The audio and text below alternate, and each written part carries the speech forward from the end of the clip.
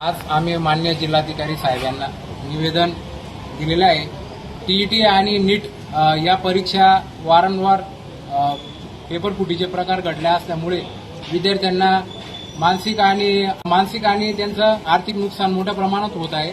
नीट paper फुटीमुळे एकूण देशभरामध्ये 16 विद्यार्थ्यांनी आत्महत्या केलेली आहे आणि टीईटीचा जो पेपर फुटला याच्यामध्ये 5 ते 8 लाख विद्यार्थ्यांचं शैक्षणिक नुकसान झालेलं आहे। मागे 2 ते 3 वर्ष आधी पण पेपर फुटीची घटना झाली होती।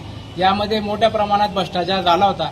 संबंधित जे पेपर फुटीच्या प्रकरणामध्ये जे काही गुन्हेगार होते, काही आरोपी होते, यांना आतापर्यंत कोणताही मोकासारखा कडक कायदा लागू झाला नसल्यामुळे असे पेपर फुटीचे प्रकार घडत आहे।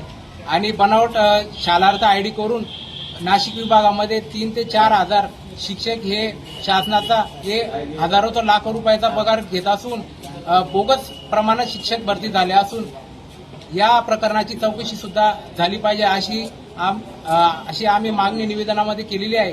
तसेच सरळ सेवा भरती मार्फत परीक्षा होऊन शिक्षक भरती ही एमपीसीच्या धर्तीवर तसेच सरळ सेवा माध्यमातून केली जावी, जेणेकरून हा भ्रष्टाचार रोखण्यात यावा अशी आमची प्रमुख मागणी केलेली आहे।